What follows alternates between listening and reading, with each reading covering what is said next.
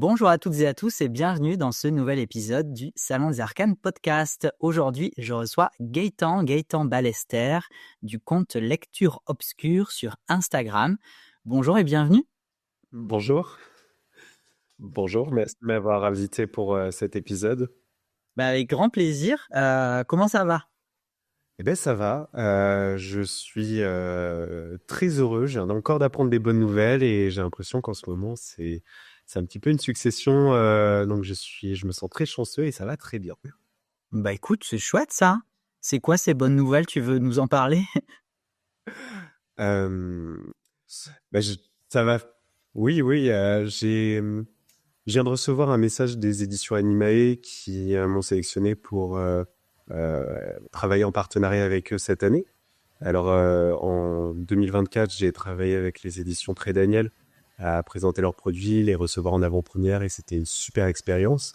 Là, de pouvoir aller découvrir une nouvelle maison d'édition pour 2025, c'est trop chouette. Donc, je me sens chanceux de pouvoir encore entamer une collaboration avec euh, des professionnels qui sont dans le milieu du développement personnel et de la spiritualité. Ok, trop bien. On va en parler de tout ça, mais déjà, peut-être pour celles et ceux qui ne te connaîtraient pas encore. Alors nous, on ne se connaît pas non plus personnellement, hein. On a déjà échangé quelques messages sur Instagram, mais sans plus, on ne s'est jamais rencontrés, on ne s'est jamais vus. Et donc moi aussi, je vais te découvrir un peu plus. Donc, mais pour celles et ceux qui ne te connaîtraient vraiment pas du tout, qu'est-ce que tu pourrais déjà dire pour planter un peu le décor? Alors, moi, j'aime me présenter en disant que je m'appelle Gaëtan Ballester, je suis tarologue et formateur. C'est deux étiquettes qui me conviennent aujourd'hui, mais j'en ai eu beaucoup d'étiquettes tout au long de mes différentes carrières. Et mais pourquoi tarologue? Parce que j'adore accompagner des personnes à l'aide du tarot, même si la cartomancie en règle générale m'attire, mais c'est le tarot mon outil chouchou. Et formateur parce que plus encore qu'accompagner, moi j'aime initier, aider des personnes à apprendre. Alors j'ai des ateliers en présentiel mensuellement, mais j'ai aussi maintenant mes séjours dans la nature qui sont dédiés à l'apprentissage du tarot ou à l'exploration de soi. Donc tarologue et formateur. Bon, j'ai déjà plein de questions, mais je vais essayer de prendre les choses dans l'ordre comme d'habitude.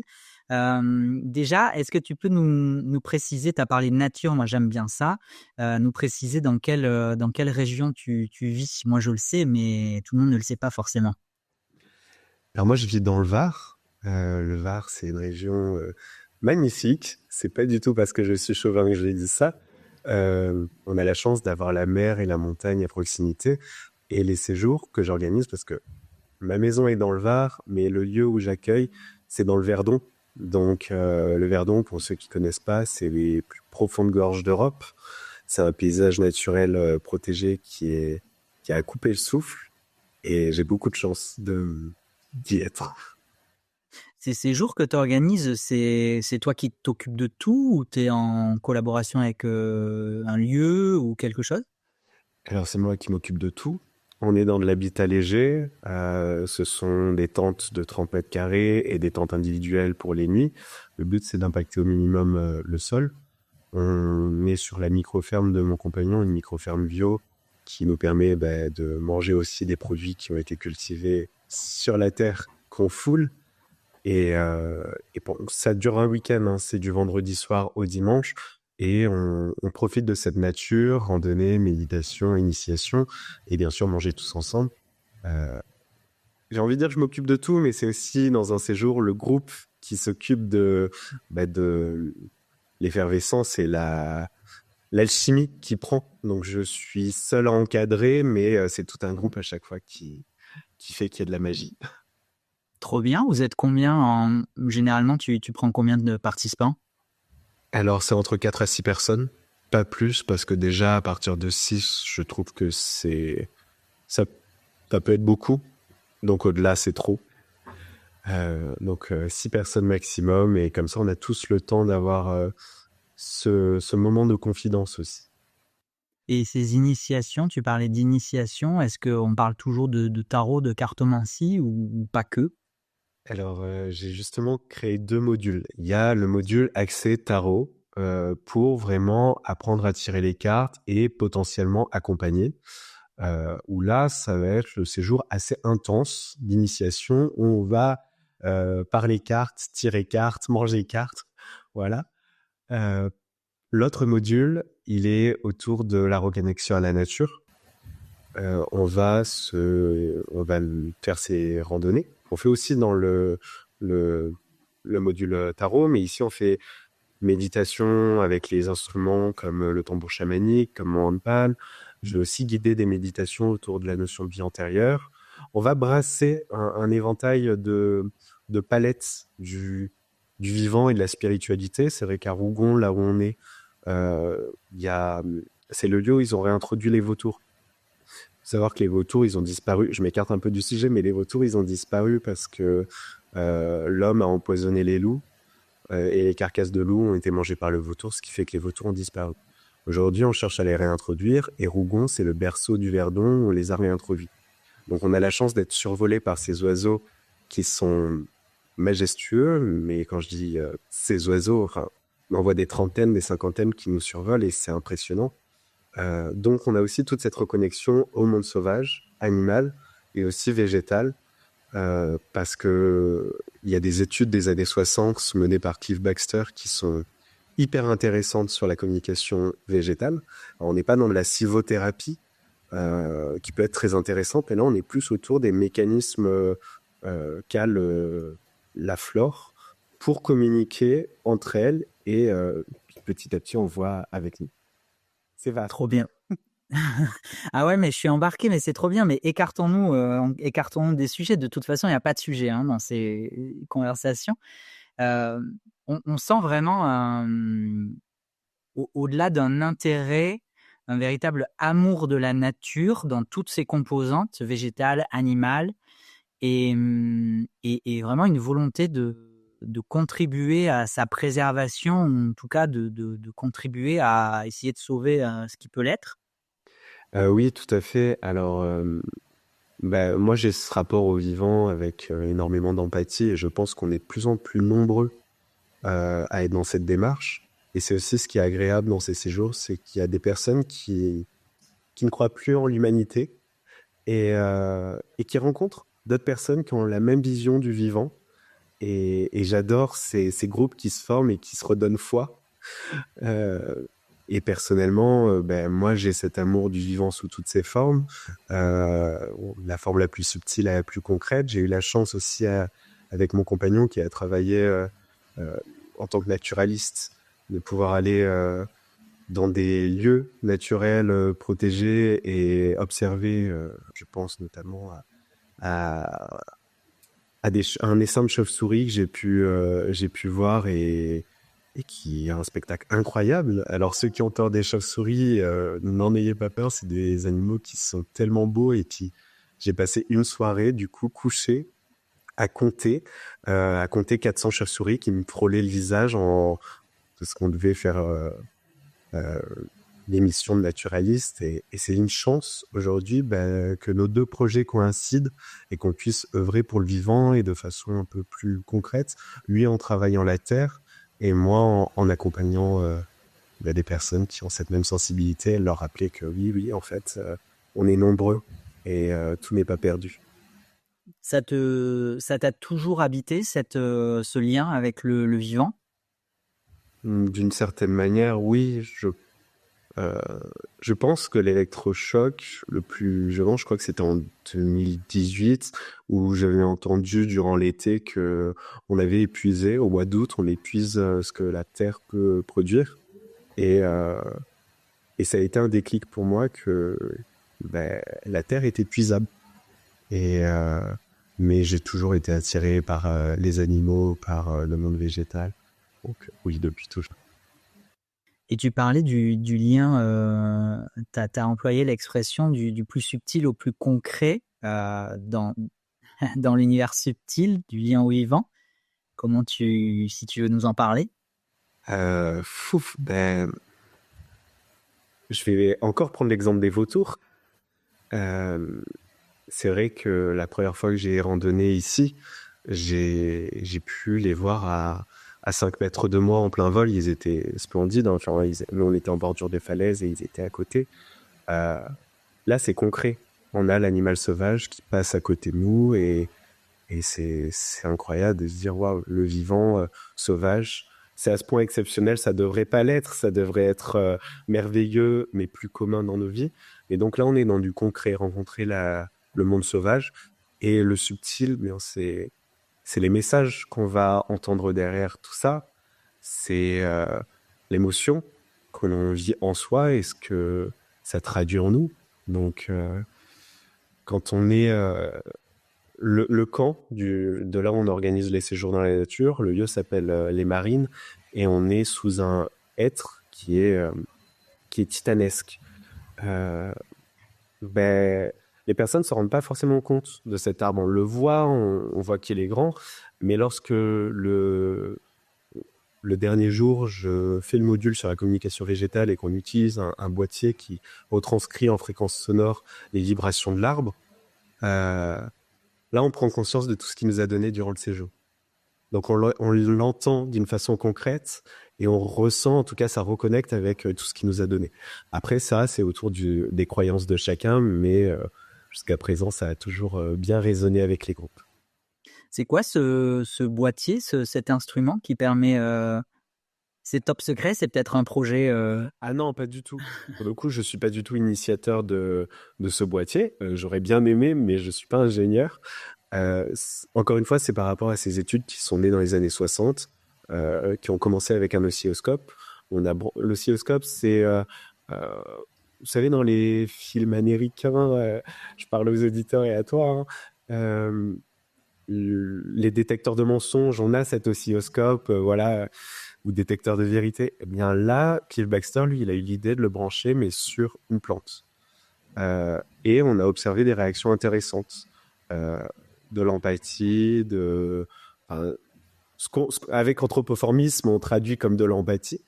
Et, euh, et plus récemment, il y a 3 entreprises qui se sont lancées dans une traduction de cette oscillation en fréquence sonore, ce qui donc amène à entendre la plante. Et c'est une expérience qui, déjà rien que euh, d'un point de vue ludique, rappelle que même si un arbre, on ne le voit pas forcément bouger, même s'il y a peu de plantes qui bougent de façon observable à l'œil nu, ben, c'est vivant et il se passe plein de choses en elles. Donc voilà.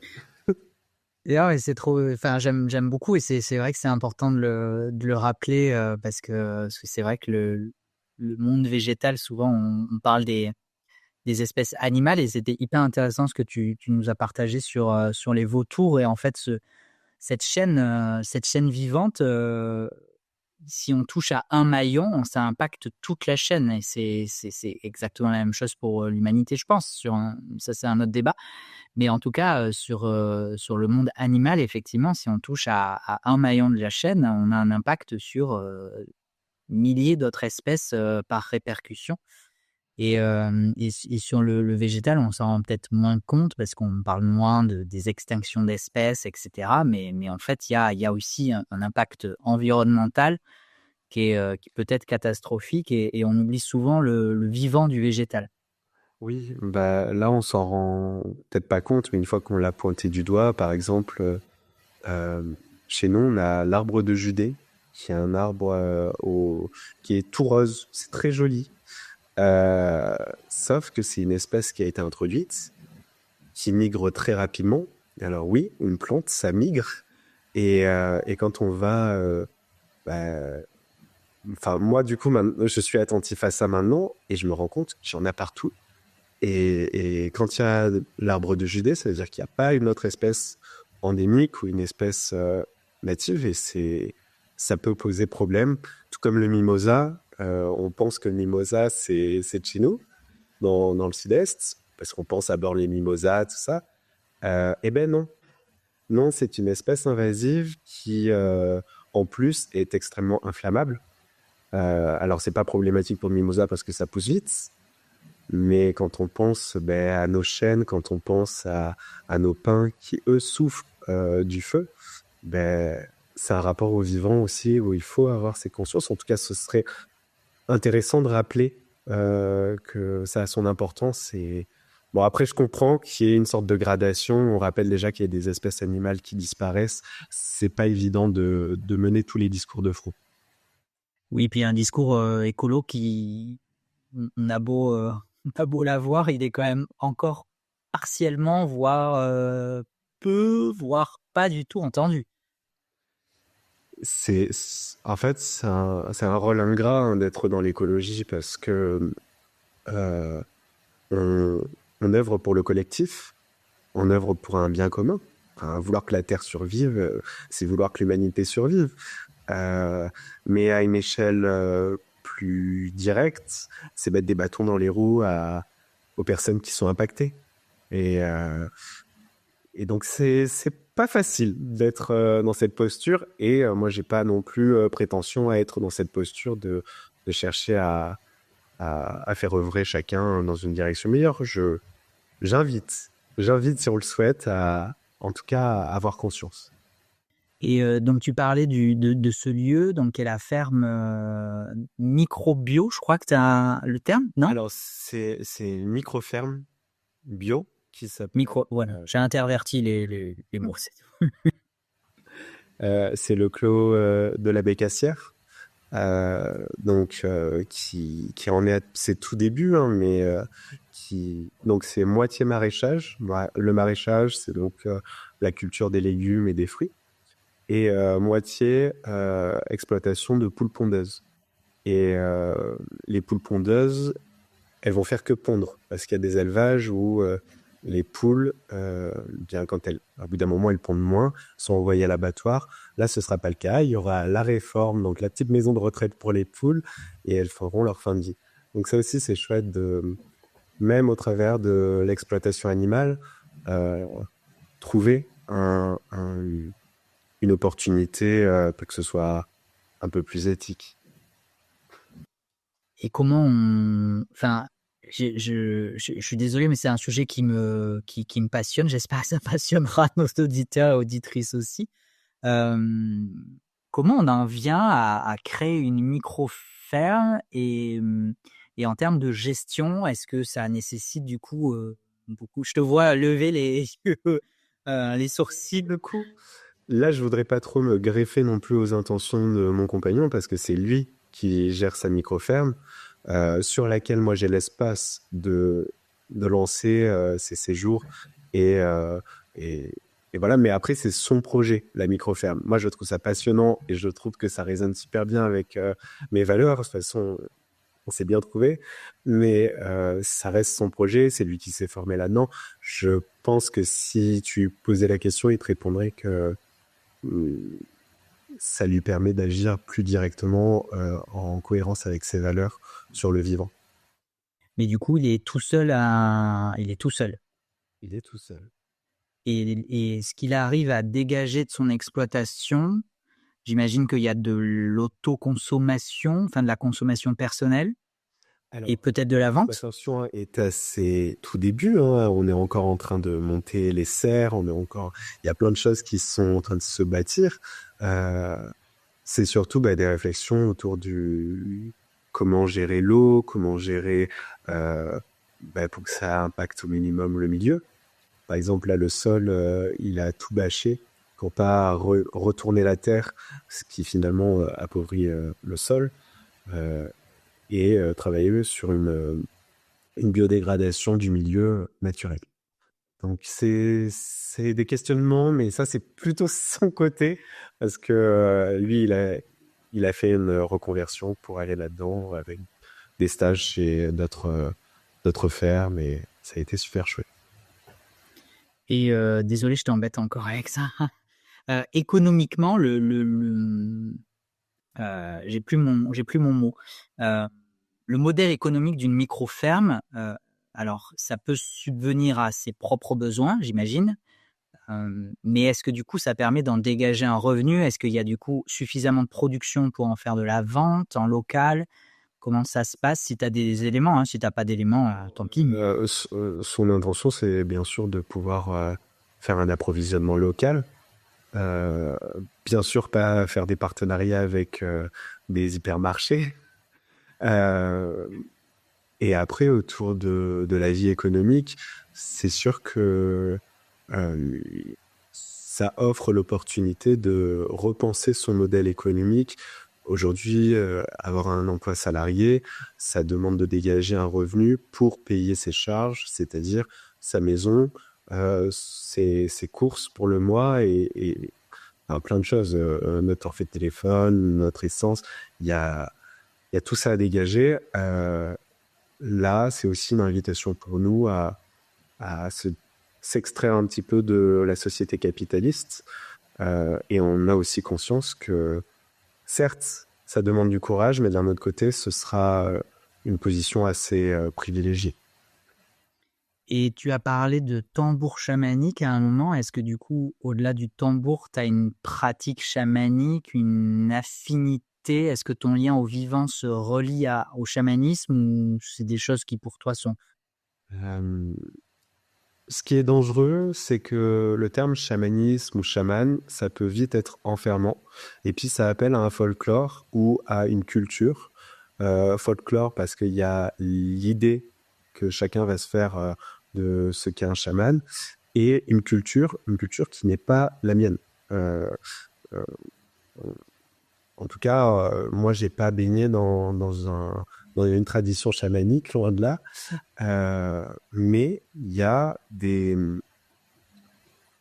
courants de pensée qui me touchent, des sensibilités qu'on retrouve lorsqu'on va lire des textes sur le chamanisme qui résonnent fortement avec moi.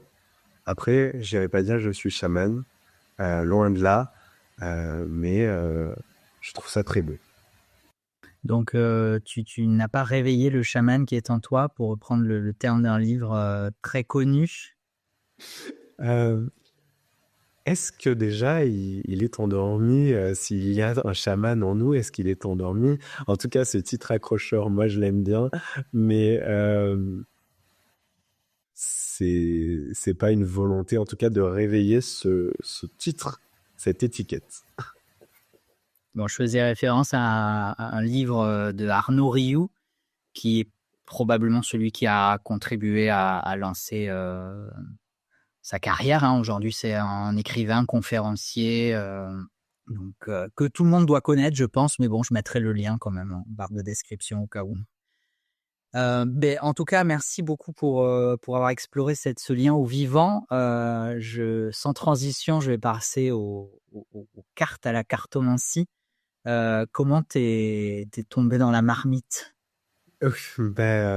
Ça fait vraiment très folklorique pour le coup de dire tout petit, mais j'étais au collège, ou en tout cas c'était les vacances d'été de mon année de sixième. J'étais chez ma grand-mère euh, et je passais mes journées un peu tout seul à errer dans le centre-ville de Saint-Raphaël. Euh, et, euh, et comme à 12-13 ans, on n'est plus vraiment un enfant, mais on n'est pas encore un adolescent. J'allais beaucoup dans une boutique de jeux et jeux de société. Et, euh, et en regardant les jeux sur les étals, je remarque que la personne qui au niveau du comptoir était en train de tirer les cartes. Et je trouve l'outil splendide.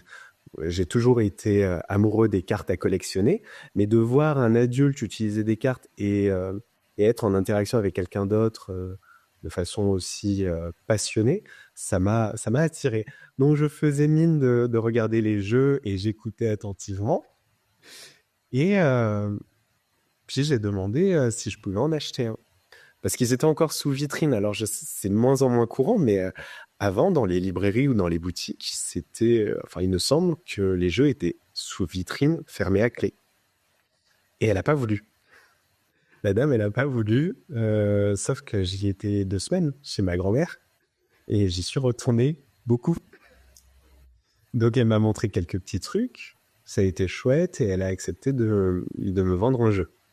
Bien sûr, quand on commence aussi jeune, on fait plein d'erreurs.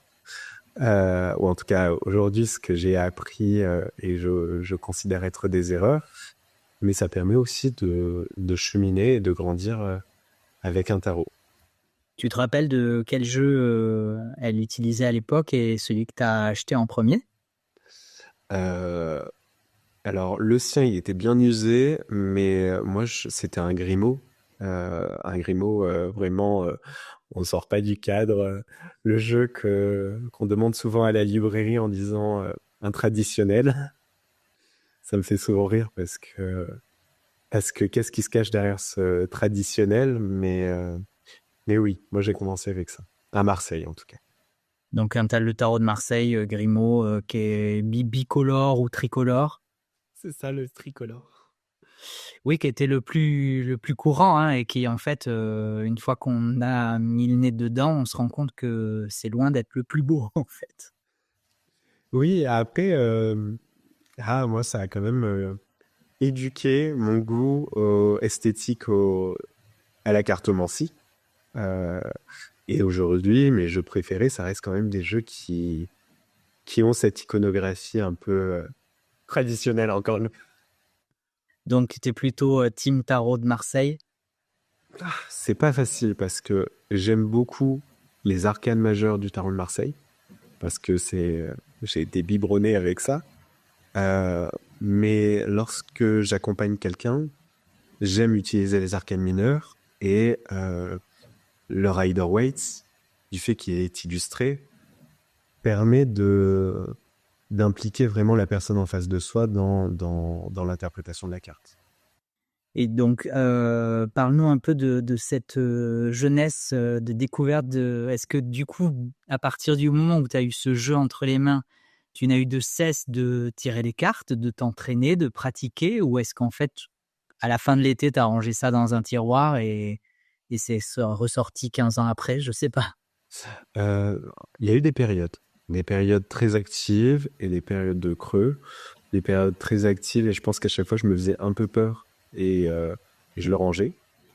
Où je voyais, c'est la réaction des personnes qui recevaient le message ou qui écoutaient le message qui me faisait un peu peur. Euh, Bien sûr, qu'est-ce qu'on va te demander quand tu es au collège ou au lycée? Bah, est-ce que Pierre, on va vivre notre vie ensemble?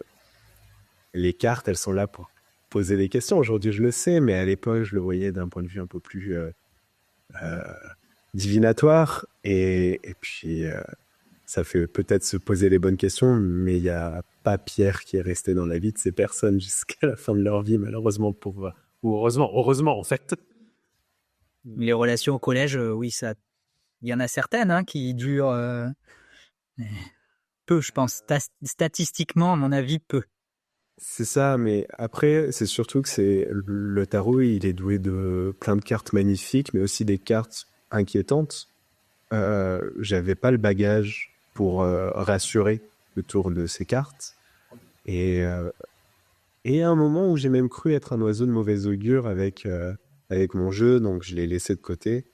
C'est peut-être à la fac, euh, avec ma voisine, on se connaissait depuis très longtemps et on passait des soirées à tirer les cartes ou à parler spiritualité. Et là, il y a eu vraiment ce moment où j'ai creusé pour aller plus loin et mieux comprendre ce que c'était que cet outil.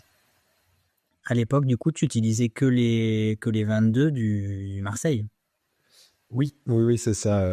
Les 78, c'est arrivé que bien plus tard, mais parce que déjà, il y a énormément de messages avec les 22. Moi, lorsque j'encadre des ateliers, je rappelle qu'avec 22 cartes, on peut faire énormément de choses. Euh, les mineurs ne sont pas des petits détails. Ça, par contre, ce serait injuste pour elles. Mais on peut faire plein de choses avec les majeurs. Donc, on peut commencer à apprendre les majeurs.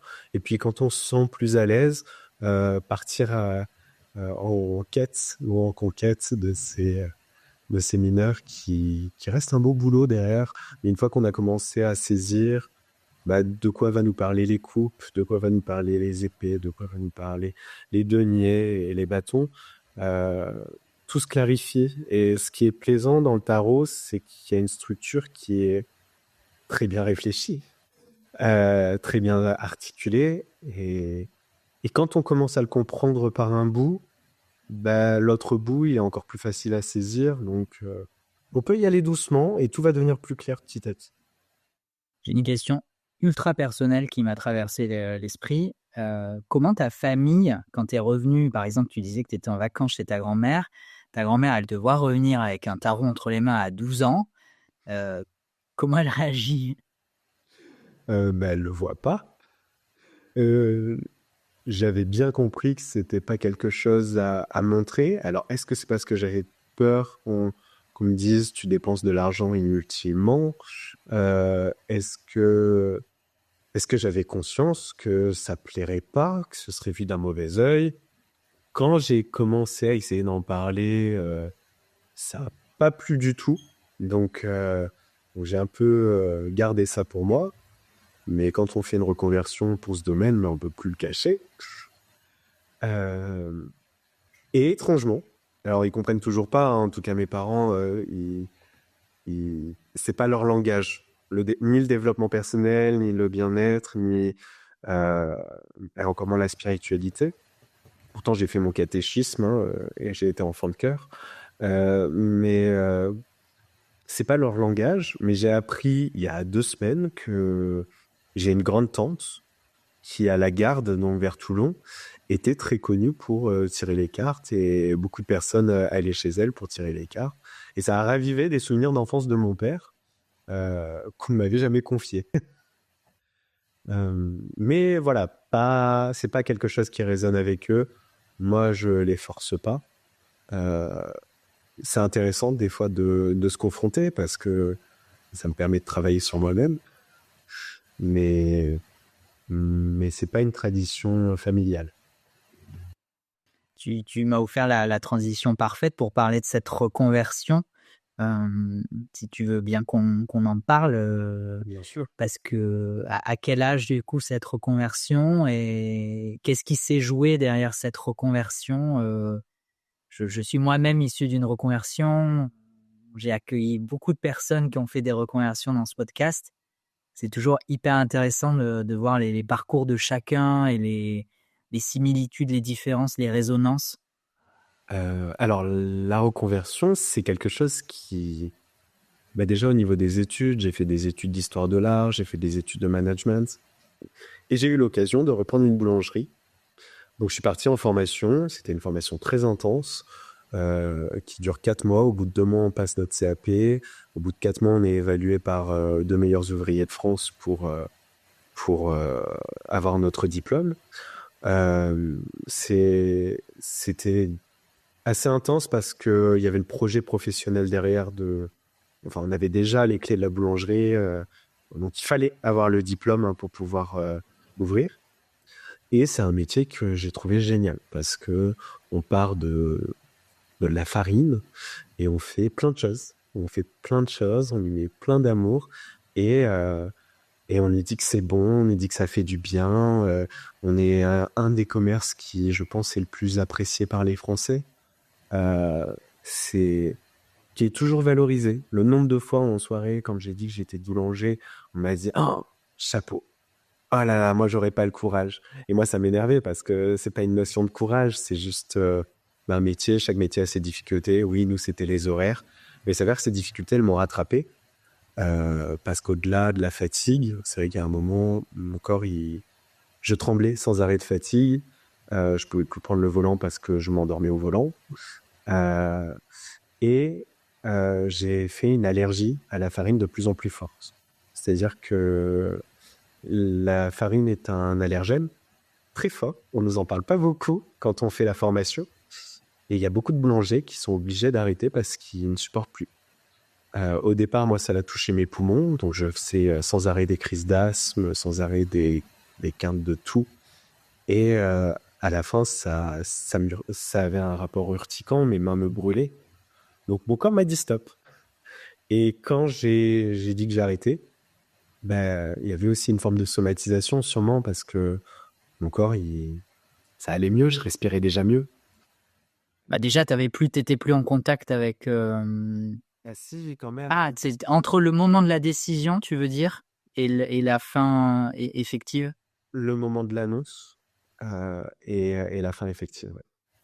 Mais, mais c'est vrai que moi, je m'étais lancé depuis 1 an euh, dans l'accompagnement à l'aide des cartes. Alors, j'ai commencé jeune à tirer les cartes, mais professionnellement, c'est depuis 2 ans que je me suis lancé.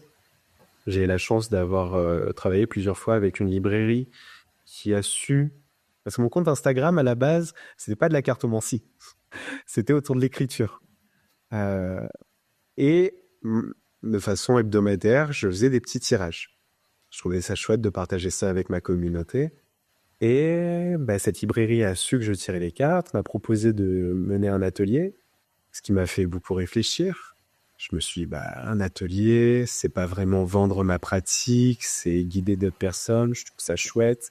Je m'étais déjà euh, exercé à l'apprentissage puisque j'ai eu un apprenti que j'ai formé qui a passé son diplôme et dans la boulangerie, c'était super chouette. Donc je voulais continuer à être dans la transmission. J'ai créé 2 modules d'apprentissage que j'ai eu le grand plaisir à mener pendant 1 an de façon cyclique. Et, et j'ai continué, ben, bien sûr, quand on donne des ateliers, on finit par me demander, mais est-ce que vous faites des tirages particuliers? Et je me suis dit, ben, pourquoi pas? Donc il a fallu que je clarifie mon rapport à l'argent aussi autour de tout ça. Euh, Même si j'ai jamais eu la croyance que tirer les cartes est un don, je pense qu'on peut avoir des prédispositions. On peut bien comprendre de façon intuitive ce qu'une image va nous dire, donc la lecture picturale. Mais de là à dire que c'est un don, ça nierait peut-être presque le fait que tout à chacun puisse s'y lancer. Et moi, je pense que tout le monde peut tirer les cartes. Donc, mais j'avais à clarifier si je paye, est-ce que si on me paye, est-ce que c'est éthique? Et beaucoup de questions autour de l'éthique qui m'ont tiraillé et qui continuent à me tirailler. Et je pense que c'est important de continuer à se questionner parce qu'on est dans une profession qui est dangereuse dans les deux sens, qui est merveilleuse, mais qui est dangereuse dans le sens où, sans le vouloir, même en étant bien intentionné, on peut faire du mal. Et en face de nous, on a des personnes qui ont des attentes et qui peuvent nous faire du mal de par ces attentes. Donc, si on n'a pas créé ce cadre et si on ne continue pas à l'entretenir, ça peut être dangereux. Je sais pas si j'ai répondu. Je sais plus, moi j'ai oublié la question. J'étais embarqué, mais c'est vrai que c'est bien d'en rappeler, de le rappeler, cette notion d'éthique, puisque effectivement c'est pas un corps de métier réglementé, comme peuvent l'être certaines professions, et notamment professions dans la santé et dans la santé mentale, où il y a des réglementations, il y a des études, des diplômes, etc. Là, pas du tout. Et c'est vrai que on peut être amené. Alors moi, j'exerce pas à un titre professionnel, mais je l'observe, je le sais. On peut être amené à avoir une vulnérabilité des personnes qui viennent consulter. Et donc, c'est vrai que c'est à manier avec précaution et ça nécessite un positionnement, je pense, assez ferme, une éthique, une déontologie. Mais c'est vrai qu'on en parle beaucoup de cette enfin, en tout cas, moi, je trouve que dans les cercles que j'observe, on en parle quand même pas mal de la déontologie. Après, ben, moi, je n'ai accès qu'au cercle qui m'entoure. Il y a probablement, je pense que j'entends parler de tirages sur TikTok. Je suis pas sûr qu'il y ait beaucoup d'éthique et de déontologie là-bas, mais je ne sais pas, j'y suis pas, donc je vais pas émettre de remarques. Mais alors, moi, je suis pas sur TikTok, mais je vais pas leur jeter la pierre parce que j'ai pu voir, en tout cas, à quel point on peut t'emmener facilement dans des axes qui sont pas éthiques. Et notamment durant mes ateliers où des fois on me demande de transmettre mes croyances. Et mes croyances, elles me sont personnelles. Lorsque j'accompagne les initiations à la cartomancie, euh, ce qui est important, c'est cet accompagnement à forger ses propres croyances. Alors, des fois, je partage, ben, par exemple, autour du tirage de cartes, parce que certaines personnes ne savent pas par où commencer, dans quelle forme où on va brasser les cartes? Est-ce qu'on fait un brassage à l'américaine? Est-ce qu'on fait un brassage à plat? Je montre la palette de possibles, mais je rappelle il faut y mettre du sens, et ce sens, il peut venir que de soi. On parle souvent du nettoyage. Oui, ça peut être intéressant de nettoyer son jeu. Moi, de mettre... avant, je n'y croyais pas, je nettoyais pas mes jeux, et puis plusieurs fois où ça m'a rendu malade, maintenant, je nettoie mes jeux. Mais c'est ma croyance. C'est aussi une croyance que j'ai forgée par mon expérience. Ma façon de nettoyer les jeux, c'est aussi ma croyance. Est-ce que c'est pour répondre à quelque chose d'énergétique? Est-ce que c'est pour répondre à quelque chose de psychosomatique? Enfin, je ne sais pas, mais c'est bien aussi d'observer les deux. Dans le tarot, il y a deux courants. Il y a le courant psychologique et le courant divinatoire. Puis, c'est souvent un petit peu aussi un mélange des deux. C'est important, en tout cas pour moi, dans mes ateliers, de rappeler qu'il y a ces deux mouvements et que beaucoup d'actes, couper le jeu avec la main gauche, est-ce qu'on va le faire parce que c'est un rituel sacré, transmis depuis des décennies, des centenaires, ou est-ce qu'on va le faire parce qu'inconsciemment, on va donner... on va faire prendre position à notre inconscient avec la main passive, en opposition à notre main directrice qui agit le plus souvent dans nos gestes du quotidien. Je ne sais pas, c'est à vous de fixer vos croyances et d'agir en conséquence.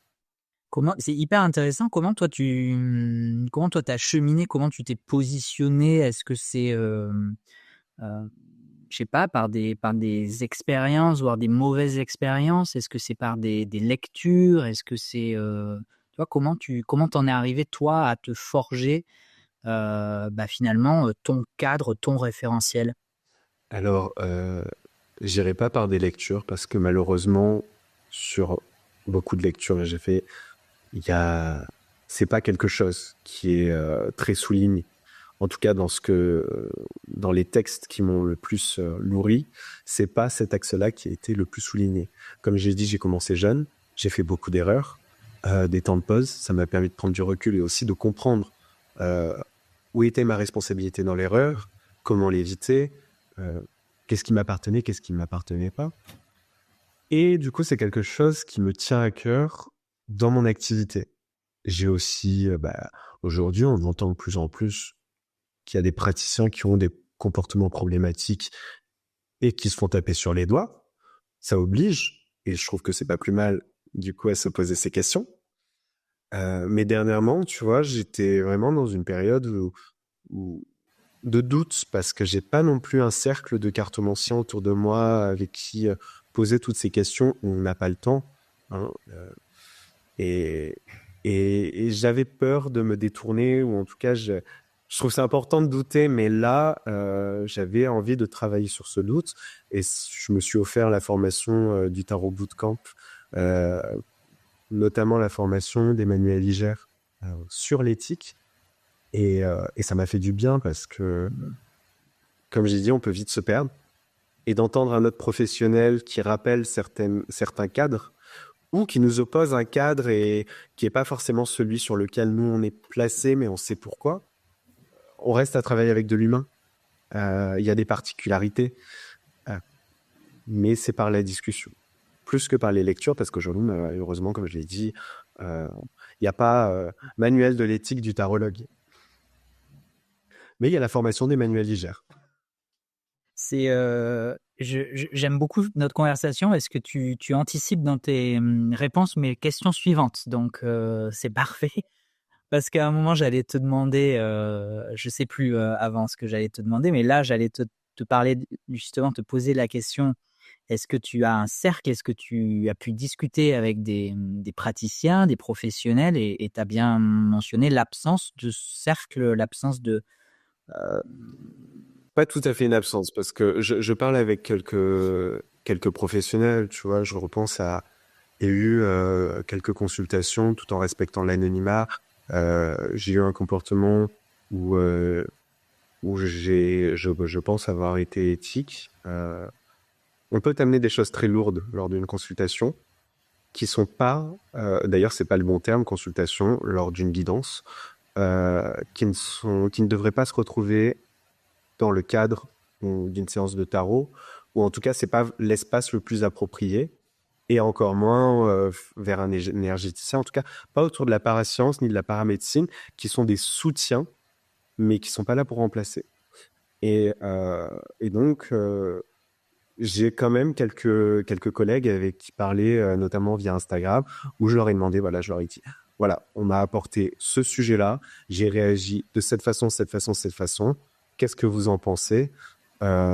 C'était pas pour me faire encenser, c'était pour m'assurer que ma démarche était correcte, pas problématique et parce que comme j'ai dit, il y a des sujets qui nous sont amenés des fois qui sont graves et qu'on n'est pas forcément la bonne personne pour accueillir. Et même si on n'est pas la bonne personne, on peut pas non plus laisser en détresse la personne en face de soi. On n'est pas son sauveur. On n'est pas. Moi, je pense d'ailleurs dans ces situations de rien avoir. Je n'ai pas aidé, mais j'ai permis d'identifier des axes de résolution sans même utiliser les cartes, mais en rappelant un parcours de santé. Euh, j'ai notamment des contacts. J'ai parlé là du cercle des cartomanciens autour de moi, mais il y a aussi des cartes de psychologues ou de psychiatres que je n'hésite pas à donner. Alors, il faut le faire avec tact aussi, mais il y a des sujets qui nécessitent euh, euh, ces espaces. Oui, et donc effectivement, moi je parlais de cercle formalisé. Donc effectivement, toi, tu as un cercle de connaissances personnelles que tu as pu au fur et à mesure démarcher, échanger, etc. Et c'est vrai qu'il n'existe pas, je vais employer un gros mot, mais une forme de corporation des tarologues qui pourrait permettre une forme d'échange, de supervision. On parle souvent de supervision dans les métiers de la santé, notamment de la santé mentale, de la thérapie. Euh, c'est très bien d'avoir des consultations, d'accompagner des personnes, mais c'est bien aussi de se faire superviser. En tout cas, moi, c'est un terme que je travaille pas, c'est pas mon métier non plus, hein, mais j'ai souvent entendu ce terme-là revenir dans ces milieux-là. Oui, Donc voilà, c'était bien de pouvoir en parler. tout à fait. T'allais dire quelque chose, je crois. Non, mais j'allais rebondir sur le fait qu'aujourd'hui, avec les réseaux sociaux, on peut quand même trouver des personnes qui résonnent avec nous dans notre pratique et avec qui échanger. Ça, c'est chouette. C'est chouette parce que ça permet de se poser des questions, ça permet d'avancer, ça permet de cheminer, ça permet de pas faire n'importe quoi aussi. Euh, c'est plus au travers des réseaux sociaux. D'ailleurs, j'ai fait ces rencontres lors de quelques salons parce que j'ai fait des salons aussi. J'ai fait des rencontres magnifiques avec qui on se questionne, mais c'est pas forcément avec des cartomanciens, c'est plutôt avec une collègue réflexologue qui, elle, va avoir elle, pour le coup, elle a un cadre qui est bien plus figé. Euh, et ça me permet de comparer d'une pratique à une autre. Ok, toi, il t'impose ça. Comment, si on faisait une transcription pour la cartomancie, euh, ça s'exprimerait. Trop bien. Bon, en tout cas, moi, ça me donne plein d'idées. On va créer un cercle, une corporation des tarologues. Hop. Et ça peut être problématique. De créer un cercle, ça peut être problématique. Oui, dans un cercle, en tout cas dans une conversation de groupe, surtout, il n'y a pas vraiment un cadre figé. Il peut y avoir des dynamiques de dominant-dominé qui, dans ce milieu qu'est la cartomancie, dans ce milieu qu'est le tarot, dans ce milieu qui peut être aussi la divination, reposent les mêmes problématiques. Et il y a des personnes qui, malheureusement, consciemment ou inconsciemment, se lancent dans ces arts euh, pour, com- pour se complaire, pour répondre à des problématiques d'ego et qui risquent de faire du tort à d'autres praticiens tout à fait éthiques parce que ils vont chercher à défendre leur opinion plus que inviter au questionnement. Ah, c'est sûr que c'est toute la subtilité, tout l'équilibre à trouver, mais d'ailleurs pas que dans ce contexte-là. C'est vrai. J'allais rebondir sur, tu as dit, en parlant de ta reconversion, que tu avais dû déconstruire pas mal de croyances sur l'argent. Je sais pas si tu accepterais d'en parler, mais je trouve ça hyper intéressant. Bien sûr. C'est l'une des premières choses qu'on m'a dit lorsque on m'a proposé de donner des guidances. On m'a dit, il va falloir que tu travailles sur l'argent parce que j'étais pas à l'aise à faire payer des rendez-vous. Donc au départ, hein, pour me rendre ça plus confortable, j'ai fixé du prix libre. Alors, du coup, j'ai rien fixé, du don libre. Ce qui a été chouette parce que ça m'a permis de m'exercer aussi parce que j'apportais des tirages dans un cercle très intime, très privé, d'amis.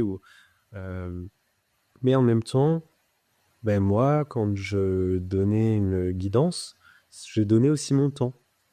Et au-delà de mon expérience, de mon apprentissage et du temps gagné pour la personne en face, c'est du temps que je ne peux pas passer quand je suis avec quelqu'un, c'est du temps que je ne peux pas passer avec ma famille, ni avec mon compagnon, ni avec mon fils. Donc mon fils, c'est un peu mon employeur aujourd'hui. Euh, Si mes guidances, elles étaient gratuites, je les ferais que pour mes proches. Aujourd'hui, ben oui, j'ai mis un prix, ce qui me permet de remplir mon placard. Mais plus important encore, en psychologie, on dit qu'il ne faut pas mettre en dette le consultant et que le paiement sert à ça. Si la personne nous paye, c'est elle qui choisit de se sauver. C'est pas nous qui la sauvons et qui du coup la faisons entrer dans un rapport de dépendance.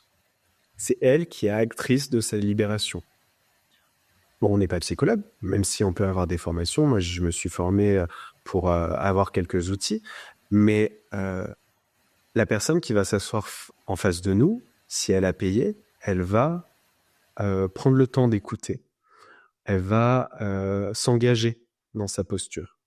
Après, elle écoute le conseil, elle identifie le conseil, elle le formule. Ça, c'est pas de mon ressort. Moi, je lui vends mon temps. Mais dans ce temps, ce qui est génial, c'est du fait qu'elle est payée et du fait que moi, je suis pleinement avec elle pendant ce temps-là, on peut travailler ensemble.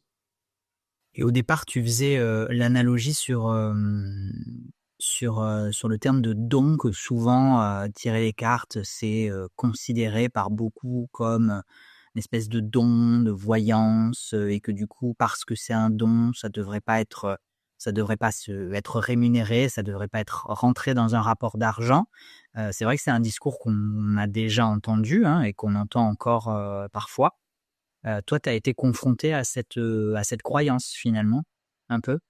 Oui, oui, et puis en fait, je trouvais ça tellement beau, tellement plaisant de tirer les cartes, d'accompagner. Je trouvais que c'était des beaux moments et je prenais beaucoup de plaisir. Euh, Il y a aussi ça à travailler. Est-ce que je peux gagner de l'argent dans quelque chose qui n'est pas douloureux? Bien sûr, il y a des moments qui sont moins plaisants quand on tire les cartes. Il y a des moments qui sont plus laborieux, il y a des moments qui sont euh, hyper épanouissant. Mais ça m'a obligé à me poser cette question. Le travail, est-ce que c'est obligatoirement de la souffrance? Et le don auquel je ne crois pas, euh, c'était plutôt autour de la notion, si on fait du bien autour de soi, est-ce que c'est marchandable en restant du bien? Euh, et c'est une question, une personne qui fait une bonne action, si elle l'a fait de façon intéressée, est-ce que ça reste une bonne action? Euh, J'ai pas la réponse, mais je sais que c'est impossible. En tout cas, depuis qu'on me paye, voilà, j'ai aidé plus de personnes que les 15 ans où j'ai tiré les cartes sans être rémunéré. Et en tout cas, j'ai accompagné des personnes à trouver des clés dans leur vie, bien plus qu'en 15 années sur ces 2 dernières années.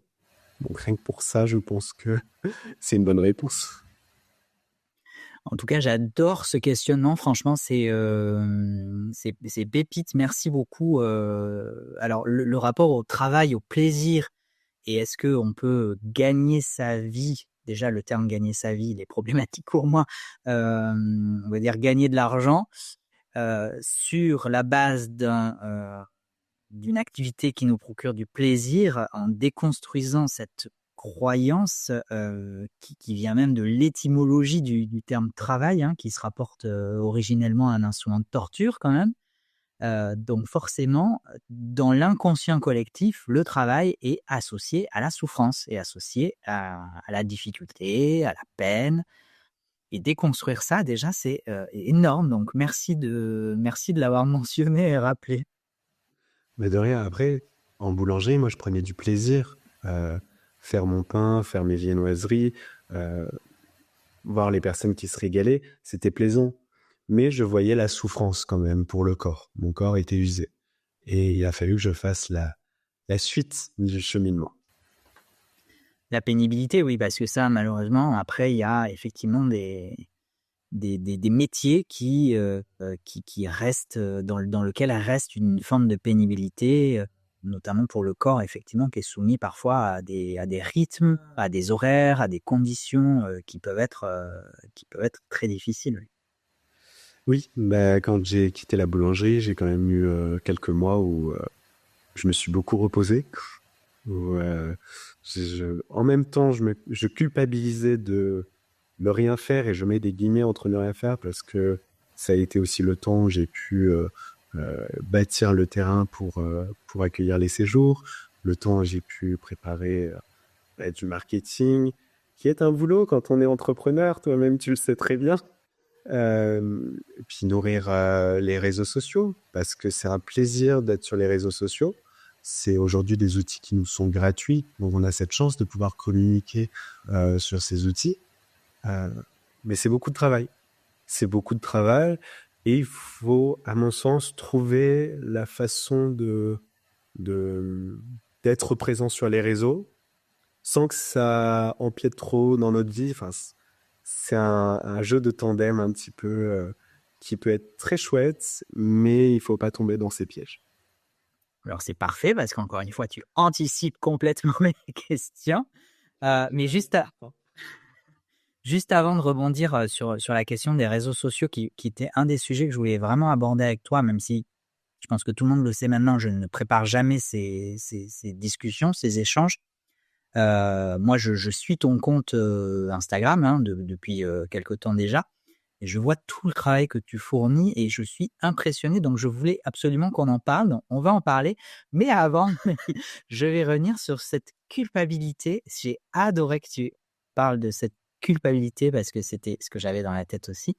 Cette culpabilité qu'on peut ressentir à quitter éventuellement, là dans ton cadre, c'était un emploi, ne rien faire entre guillemets parce qu'effectivement, est-ce que tu ne faisais rien? Manifestement non, tu ne faisais pas rien. C'est que le travail nous fait souffrir, ou en tout cas on assimile le travail à la souffrance dans l'inconscient collectif, encore une fois. Mais en plus, c'est que si on ne travaille pas, on vient se culpabiliser de ne pas travailler, donc de ne pas souffrir. Enfin, c'est complètement sadomasochiste comme psychologie qu'on nous a inculqué là, à force de, de société, de domination, etc. Mais ouais, tu le dis très bien, on nous l'a inculqué, on l'a intégré. Et moi, du coup, quand j'ai quitté la boulangerie, déjà d'un point de vue santé, ça n'allait pas. À côté de ça, il y a mon fils qui est arrivé, donc un enfant en bas âge, pour les auditeurs qui ne le savent pas, c'est chronophage, hein. Ça demande beaucoup d'attention, et c'est chouette aussi de pouvoir lui donner pleinement. Mais d'un autre côté, il y avait cette culpabilité parce que je quittais aussi un travail où, moi, quand j'avais fait mes 200 baguettes, factuellement, ils étaient là. Lorsqu'on est dans l'entrepreneuriat, on peut avoir créé un événement, bien communiquer dessus, préparer son atelier, et qui est 3 personnes inscrites. C'est déjà très bien, hein, 3 personnes inscrites. on va se féliciter. Moi, il y a un chiffre que j'avais vu dans mes études de marketing que j'avais trouvé fou. C'est sur une campagne de publicité. S'il y a 10% de personnes touchées, c'est bien. Et ça ne veut pas dire que ces 10 personnes touchées vont aller jusqu'à l'acte d'achat. Donc, on est vraiment dans des notions commerciales, hein, mais ça m'aide à prendre de la distance. Ça m'a aidé à prendre de la distance aussi sur les réseaux sociaux qu'on abordera peut-être tout à l'heure. Mais la culpabilité, il faut s'en défaire et c'est pas facile. C'est pas facile parce que c'est toujours pointer ce qu'on pourrait faire mieux ou ce qu'on n'a pas fait. Et il y a une phrase que j'aime beaucoup, c'est le mieux, c'est l'ennemi du bien. Alors la première fois qu'on me l'a dit, je ne l'ai pas compris, mais je pense que je l'ai refusé en bloc cette phrase. Et maintenant, c'est mon credo. Enfin, c'est pas mon credo, mais ça m'aide à dealer avec cette culpabilité. Ben merci pour ce rappel. Effectivement, c'est une expression que je connais bien aussi et qui m'arrive encore d'employer de temps en temps et que j'aime bien. Ouais. Mais de rien. Alors, parlons des réseaux sociaux. Je vais me noter, tiens, ça fait 1 heure et 3 minutes qu'on parle déjà. Et ouais. Les réseaux sociaux, du coup, effectivement, donc tu as parlé, moi quand j'ai commencé à te suivre, tu étais encore du coup dans ton activité de boulanger. Donc je te voyais faire tes baguettes le matin, je te voyais faire des consultations, des ateliers. J'ai vu, de loin, encore une fois, l'arrivée de ton fils, dont tu as commencé du coup à t'occuper en plus. Et je voyais tout ce que tu arrivais à sortir sur les réseaux sociaux. Et moi, je me dis, et d'ailleurs, je te l'ai dit une fois, je me rappelle, je t'avais envoyé un message, je crois. Je t'avais dit, mais comment fais-tu pour tout faire dans une journée? Je ne comprends pas. Ou tu ne dors pas, peut-être. Moi, j'ai besoin de quasiment 10 heures de sommeil par nuit, presque. Un peu moins maintenant. Mais une époque, oui. Comment que c'est possible? Déjà, c'est vrai que je Enfin, dormais peu. voilà. Et effectivement, pendant une année, alors mes réseaux avant d'être axés cartomancie, c'était autour de l'écriture. Donc déjà, je partageais des tips autour de la rédaction d'un roman, le processus éditorial, et, euh, et j'ai trouvé ça super chouette de découvrir cet immense univers où on peut découvrir des amitiés, des personnes sans s'être rencontrées avec qui on fait créer de beaux liens. Et ça fait partie de ma vie, même si à quelques fois, aujourd'hui, je me rends compte que c'est un peu trop engageant dans ma vie. Mais il y a eu une période, en tout cas, où le matin, donc j'étais à la boulangerie, soit de 3 heures à midi, soit de 5 heures à midi. Et l'après-midi, j'enchaînais avec, alors donc je travaillais 6 jours sur 7, euh, et donc, c'était la plupart du temps les après-midi que j'avais des événements à gauche, à droite, ou que je me lançais dans des projets que je partageais sur les réseaux sociaux aussi. Euh, il se peut aussi des fois que je parle un peu vite de mes projets, parce que à la sortie d'un de mes livres, j'ai tout tenu secret, et au moment de la sortie, il y a d'autres livres qui avaient le même thème en même temps et je me suis rendu compte que j'avais loupé le coche. Donc maintenant, je me dis, parle de tes projets, partage avec ta communauté, avec naturel. D'ailleurs, je ne programme rien dans mes réseaux. J'aimerais être comment dire, euh, avoir une vision plus globale et anticiper des posts pour toute la semaine. Vous savez, moi, en tout cas, dans mon fil d'actu, j'ai tout le temps des influenceurs en réseaux sociaux qui disent ne faites pas ça, faites pas vos réels à la dernière minute, programmez pour votre mois. Oui, j'entends ce conseil, je le comprends, mais j'arrive pas à l'appliquer. Donc, mes réels sont instantanés. Les productions, les posts, c'est dans la foulée. Ça peut être très chronophage parce que ça peut prendre 1 heure, ça peut prendre 2 heures. S'il y a un bug d'Insta, ça peut prendre 2 jours. Mais c'est tellement du plaisir derrière. Alors, il y a un temps, je le vivais avec violence parce que j'ai vu une chute du taux d'engagement, une chute des likes, une chute des commentaires, et je le prenais très personnellement. Aujourd'hui, bien sûr, je suis content quand il y a plein de petits cœurs, quand j'ai plein de notifications. Je me dis, ah chouette, c'est que j'ai créé quelque chose qui était intéressant.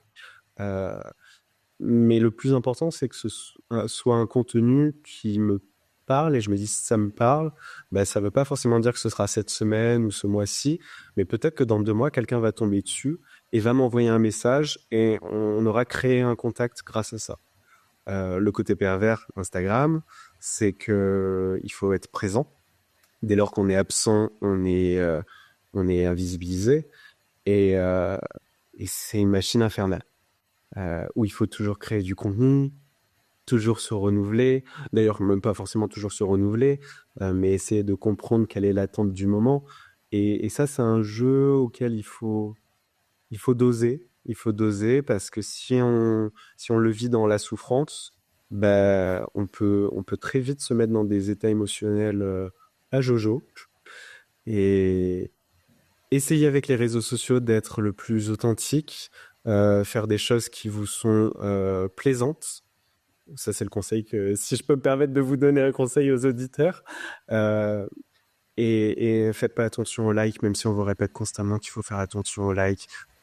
C'est pas ça qui est important. Ce qui est important, c'est les interactions. Et d'ailleurs, moi, on m'a longtemps dit, en tout cas quand j'étais plus du domaine de l'écriture sur mes réseaux, qu'on n'osait pas m'aborder, ou que j'étais intimidant. Et j'ai pas compris. Et je le vivais mal parce que je me disais, mais pourtant, j'essaie d'être accessible, j'essaie d'être, de dire que mes DM, ils sont ouverts. Et, et ouais, mes DM, ils sont là pour qu'on ait des vraies conversations. On DM ces messages privés hein, pour ceux qui jamais débarqueraient sans savoir, t'es possible. Non, non, t'inquiète. Mais une grosse gestion du temps. Ouais, c'est ça. C'est vrai que je le sais aussi et pourtant je produis très peu de contenu pour le coup parce que je n'ai plus le temps. Tu dois rappeler tes podcasts, tes vidéos YouTube, ta boutique et tes réseaux sociaux. Moi, je trouve que tu crées énormément de contenu. Oui, mais alors ce que je voulais dire, c'est spécifiquement de publication Instagram, de réel, parce qu'il faut faire de la vidéo, parce que pour l'algorithme, c'est mieux de faire de la vidéo, etc. Tu parlais que tu suivais des comptes d'influenceurs, réseaux sociaux, marketing. Tu avais fait des études en management. Est-ce que ça t'aide? Est-ce que ça t'oriente un peu ou comme tu disais tout à l'heure, tu entends mais tu n'appliques pas? Alors pour le coup, je ne les suis pas, ces comptes d'influenceurs, mais c'est l'algorithme. Tu regardes une vidéo parce que leur contenu est intéressant, mais c'est pas forcément quelque chose que tu as envie de suivre quotidiennement. Ben, Instagram, il a compris que ça t'avait intéressé et il continue à t'en montrer. Le marketing, est-ce que ça m'a marqué? Bien sûr. Tout comme le management m'a marqué, puisque c'était une formation autour du marketing et du management. Euh, Après, est-ce que c'est un outil pratique que j'utilise? J'ai appris à utiliser un logiciel Excel. Je suis toujours à me dépatouiller avec mon logiciel Excel juste pour mettre des boîtes mail. Donc, je sais pas. Je sais pas.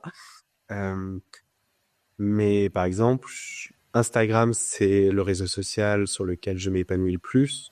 Je sais aussi que pour les événements en physique, bah, c'est plus sur Facebook que je vais toucher les personnes. Donc, je vais créer des événements, mais c'est beaucoup plus laborieux. Je vais passer beaucoup plus de temps dessus. Là, je me suis lancé sur YouTube. Je suis content, mais en même temps, je me rends compte que les vidéos d'1 heure, ou en tout cas les vidéos de 20 à 40 minutes, c'est beaucoup de boulot. Je fais encore tous mes montages sur mon téléphone parce que je suis pas non plus. C'est pas mon métier et quand je fais le montage pendant 3 heures parce que la vidéo durait 2 heures et qu'au final elle fait 40 minutes, que j'ai incrusté des images et que mon téléphone il bug et que je perds tout. Euh, j'ai plus beaucoup de cheveux, c'est pas sans raison, mais mais ça peut être chouette quand on prend conscience de la finalité. La finalité, c'est que ça crée des beaux contacts. Et bah, d'ailleurs, nous, je pense pas que sans les réseaux sociaux, on aurait été amené à discuter. Effectivement, non, mais c'est très très juste et donc du coup c'est bien de rappeler parce que moi j'ai parlé d'Instagram notamment au début parce que c'est le compte que je suis. C'est comme ça que je t'ai connu et c'est de toute façon moi le réseau social que j'utilise le plus aussi. Je pense que c'est celui que tu disais dans lequel tu t'épanouis le plus, donc j'imagine celui duquel tu te sers le plus. Oui, parce que je suis pas masochiste. Donc, je vais vraiment sur Instagram et j'essaie d'être très réactif sur ce réseau social. Ouais, mais je citerai du coup aussi page Facebook et YouTube. C'est bien aussi de le mentionner. Oui, d'autant que je fais des contenus différents. Enfin, Facebook, c'est la même chose si vous n'êtes pas, à part pour les événements, mais YouTube, c'est un contenu totalement différent, toujours autour de la cartomancie, mais plus autour de la formation. Parce que sur Instagram, aujourd'hui, en tout cas auprès de ma communauté, les tips que je donne, ben, je vois que c'est pas forcément ce qui entraîne le plus de réactions, ni d'interaction. Donc, on parle pas vraiment. Tandis que sur YouTube, peut-être parce qu'il y a cet onglet de recherche et du coup, si on cherche à prendre le tarot de Marseille, les personnes peuvent tomber sur mes vidéos. Euh, c'est chouette. Et je fais des unboxings sur YouTube parce qu'on a plus le temps. On va en parler, mais moi, il y a quand même une réflexion qui m'est venue en t'écoutant. C'est que tu as fait des études d'histoire de l'art, tu disais, c'est ça? C'est ça. Histoire de l'art, management. Tu as ouvert une boulangerie, tu t'es lancé en tant que tarologue, en tant qu'accompagnant tarologue. Euh, il y a vraiment l'empreinte entrepreneuriale, je trouve, dans ce que tu fais. Est-ce que ça a toujours fait partie de ta vie? Et on sent que tu prends plaisir à ça en plus. Donc, par rapport à un emploi salarié, est-ce que tu as expérimenté les deux? Est-ce que tu... Ben, l'emploi salarié, je l'ai expérimenté quand j'ai eu des autour de la boulangerie. Au départ, c'était pas un emploi salarié, hein, euh, j'étais vraiment à la tête et avec mes collaborateurs où ça s'est pas bien fini finalement. Euh, Moi, j'ai eu des soucis de santé qui ont fait que j'ai réalisé que la vie, elle peut être éphémère. Et je travaillais 7 jours sur 7 à ce moment-là. Et, euh, et je me suis dit, non, mais il y a le concert de Pink qui ne vient jamais en France. Je ne peux pas y aller parce qu'il y a la boulangerie. Et c'était un petit peu la métaphore de ma vie. Il y a cet artiste que tu aimes depuis tout petit qui vient enfin en France. Et tu ne peux pas parce qu'il y a ton travail qui te retient et qui tue ta santé. Euh, Mais là, je me suis dit non, on va passer au salariat avec un 39 heures et plus un je comptais pas mes heures. Euh, et je suis passé par le salariat. Mais le salariat, ben, c'est chouette parce qu'on a certes une forme de sécurité. On a la fiche de paye à la fin du mois. On a nos heures qui sont plus ou moins cadrées. Mais il y a aussi l'employeur qui, qui est pas toujours un employeur correct. Euh, alors moi, j'avais quand même toujours cet espace créatif. Je pouvais toujours faire des propositions et la créativité était importante pour moi. Et je sais pas si dans tous les domaines, quand on est salarié, on peut pas forcément l'expérimenter avec autant de liberté.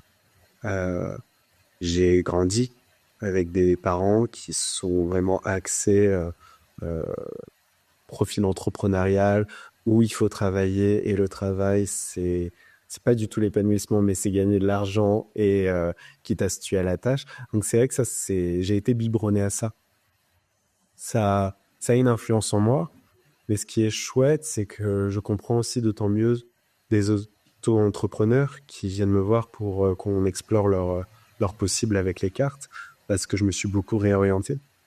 J'ai j'ai eu cette démarche, je pense pouvoir le dire, j'ai eu cette démarche créatrice et l'entrepreneuriat, il y a aussi cette mise en risque. On essaie de la limiter au maximum, mais on fait, on va faire son projet, on va essayer qu'il soit le plus solide possible, mais il y a personne qui va se lancer à notre place. Ou alors c'est plus de l'entrepreneuriat et c'est du salariat. Euh, je trouve que c'est quand même chouette de se dire bon ben j'y vais et, euh, et on verra. Et à la fin, il y a de la satisfaction, et là, on est autour de l'ego. Mais, euh, mais j'y travaille à ne plus être que autour de cette satisfaction finale, même si, je ne vais pas la nier, c'est plaisant de se dire j'ai mené ce projet et ça marche. On a le droit d'éprouver une saine fierté. Enfin, quand on a donné tout ce qu'on a donné pour concrétiser quelque chose, on va pas bouder son plaisir non plus quand même. Ah oui, Oui, on va pas la bouder, mais du fait, comme je t'ai dit, que moi j'avais été très biberonné à tout ça, est-ce que c'était sain ou est-ce que c'était une quête absolue? Donc mon rapport aujourd'hui à tout ça, je pense qu'il tend à devenir de plus en plus serein et positif. Je pense qu'on est de la même génération, à peu près. Ok, bon, alors moi, je suis beaucoup plus vieux que toi. Bon, beaucoup, j'ai 8 ans de plus. Mais t'es tout jeune, putain, tout ce que t'as fait, excusez mon gros mot qui m'a échappé, tout ce que t'as fait à 28 ans, enfin, c'est incroyable. Enfin, moi, franchement, je suis admiratif de ce genre de parcours comme le tien. Mais je vais quand même dire, pour simplifier, que on est de la même génération et qu'effectivement, la génération de nos parents avait un rapport au travail qui est complètement différent de celui que notre génération, je pense, est en train d'essayer doucement de transformer et qui va continuer à être transformé par les générations futures. Voilà, sans savoir où on va, mais du coup, oui, il y avait ce rapport. Moi, je le vois aussi avec mes parents où effectivement, il faut arriver à se détacher, à déconstruire cette emprise du travail où en fait, bah, le travail, c'est la vie et la vie, c'est le travail. Enfin, C'est ça. Moi, je vois mes parents qui, peu cher, j'aime pas parler comme ça dans leur dos, mais qui se tuent à la tâche et c'est pas ce que je leur souhaite et c'est pas ce que je me souhaite. on est d'accord. En même temps, on n'a pas de prise sur eux. On peut leur partager notre point de vue, notre vérité. Après, ce qu'elle est accueillie, entendue, reçue, ça nous appartient pas. Mais par contre, ce qui nous appartient, c'est effectivement de s'aligner avec ce que nous, ce à quoi nous, on aspire véritablement. Exactement, exactement. Et après ces aspirations, euh, elles tombent pas tout de suite quand on a été, quand on a intégré toutes ces valeurs. Euh, voilà, moi j'ai parlé de mes soucis de santé, mais il y a aussi des réflexions. Enfin, nos parents, on peut se construire en opposition à eux. Euh, Moi, je pense pas que ce soit ma quête. C'est plus certaines révélations que j'ai eues qui font que aujourd'hui j'ai envie de faire des choses qui font plus sens. Et du coup, est-ce que tu arrives à mieux cibler, à mieux gérer peut-être, enfin, c'est mal exprimé, mieux gérer son temps, mais tu comprends un peu ce que je veux dire, à arriver à te dégager du coup plus de tranquillité, et moins pour te mettre moins de pression, pour en faire peut-être moins, parce qu'avec tout ce que tu faisais en même temps, on en a parlé, enfin, c'était épuisant. Alors j'aimerais te dire que oui, mais tu sais comment ça se passe quand on se lance dans une entreprise. Et c'est pas le moment où on se repose. Euh, c'est ce qu'on se souhaite. Euh, mais avant ça, il faut quand même s'installer, solidifier sa posture et, euh, et s'offrir des temps de repos pour pas aller jusqu'au craquage. Mais, mais donc voilà, aujourd'hui, je suis dans. Ça me permet d'avoir plein d'élan, comme un cavalier de bâton, pour relier avec le tarot. Et je le vis pas dans la souffrance. C'est déjà ça. Je le vis avec beaucoup de passion, beaucoup d'enthousiasme. C'est très challengeant aussi. Faire attention à pas s'éparpiller. C'est important aussi quand on se lance. Mais c'est pas la période où je vais me reposer, même si j'ai la chance. Ben, aujourd'hui, ben, je peux m'occuper de mon fils. Donc, c'est quand même génial de pouvoir être là avec lui dans cet âge où chaque jour est une métamorphose, que des personnes dans le salariat n'ont pas forcément la possibilité d'explorer. C'est ton fils, il a même pas un an, je crois. C'est ça, il fera un an à la fin du mois. Ok, donc on enregistre début décembre, donc fin décembre, l'épisode sera diffusé début janvier, mi-janvier, je crois. Donc bah, il aura un an à ce moment-là, donc Tout juste. tout juste. en dehors de ton activité de tarologue, donc des consultations que tu peux proposer, des ateliers, des week-ends en nature, tu as parlé de bouquins que tu as écrits.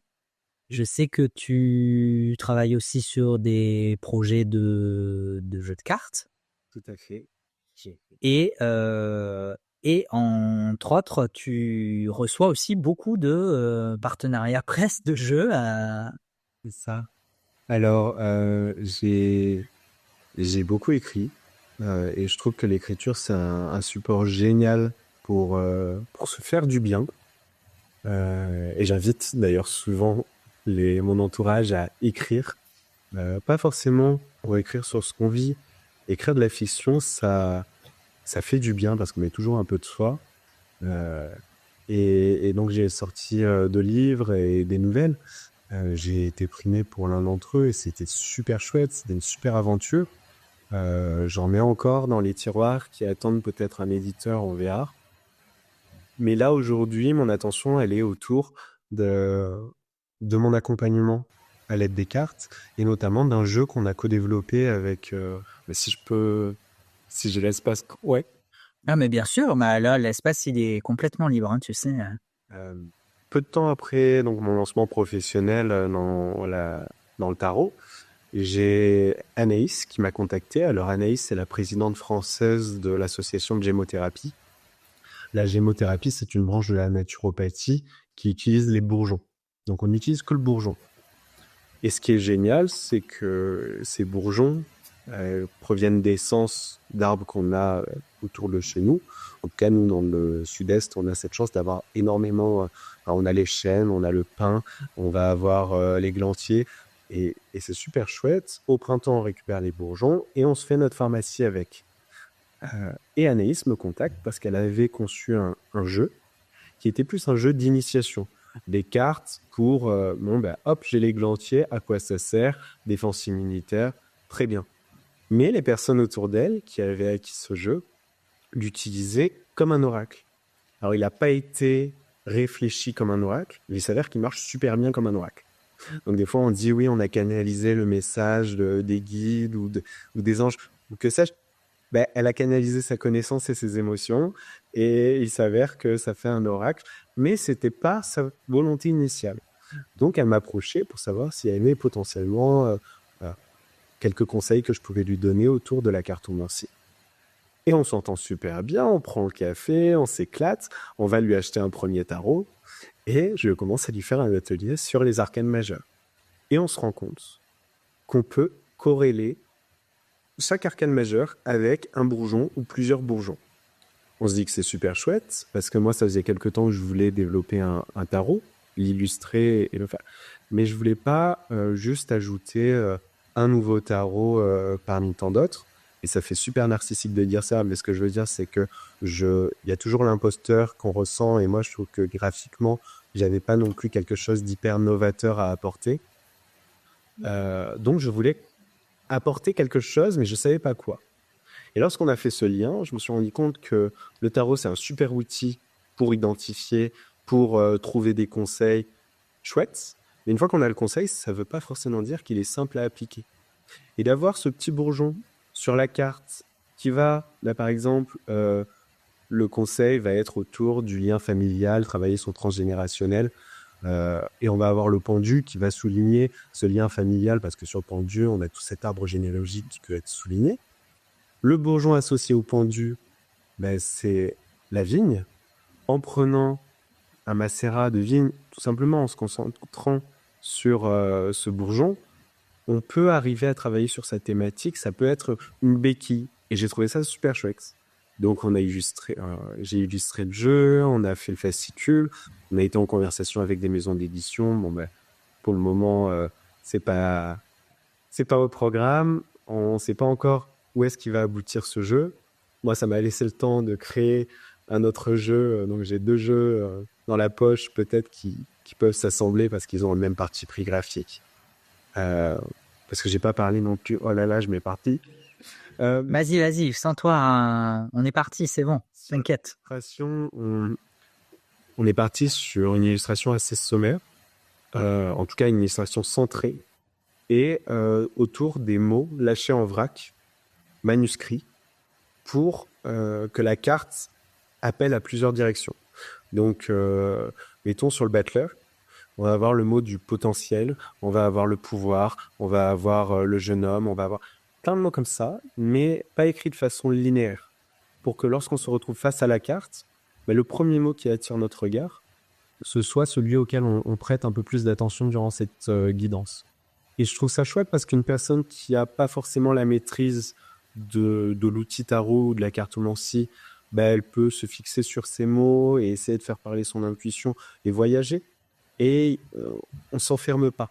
Le risque avec les cartes, c'est de s'enfermer aussi des fois dans l'interprétation qu'on fait d'une carte. S'offre une carte à plusieurs interprétations. Et là où l'étoile peut nous parler d'espoir, elle nous parle tout autant d'authenticité. C'est bon de voyager dans ces différents mots-clés. Et c'est un peu comme ça qu'on a choisi d'illustrer ce jeu.